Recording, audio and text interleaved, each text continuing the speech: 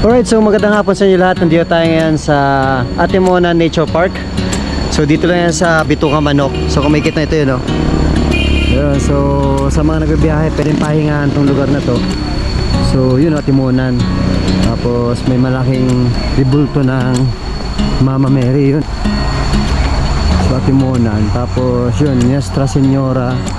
Ano ba yan? So akitin natin. Nuestra Señora de los Angeles, patron ng bayang Atimonan. So laki, oh. So kumuha ko ng konting clips doon sa may Atimonan, sa may Bituka Manok sa taas. So pababa na tayo. Ito na daanan ko, ganda dito. Ayun.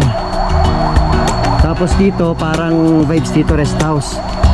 Tapos yun, may mga pwedeng pagpahingahan ng mga nagbibiyahe pa norte at pa south. So kung pagod ka ka-drive tapos kaka-motor, pwede dito magpahinga. And then may mga pwedeng bilhin din dito mga pagkain gaya ng soft drinks, pasalubong nandito rin.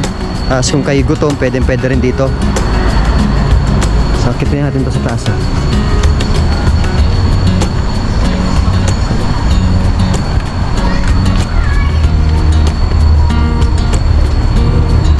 So yung taas niya, ito yun. Ayan, oh, parang may mesa. Ayun, may mesa nga, oh. So, dalawang mesa tapos bakanting espasyo. Pwede kayo dito tumambay. So yun, may mga pasalubong dito. Hello!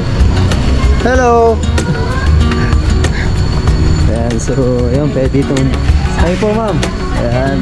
So pwede kayo dito bumili ng ng mga pasalubong sa Atimonan Zigzag Park.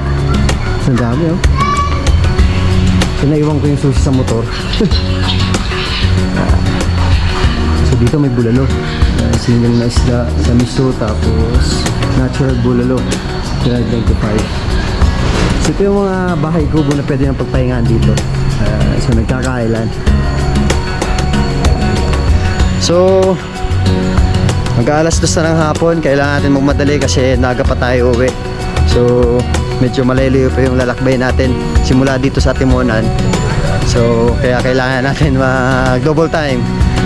So inikot ko lang kayo dito sa may zigzag road, dito sa may Pagbilao. Kalahati pala nito Atimonan na pababa.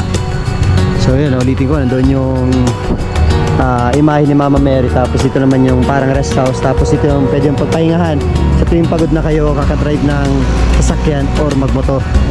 Yan, so ayun, biyahe naman tayo ulit.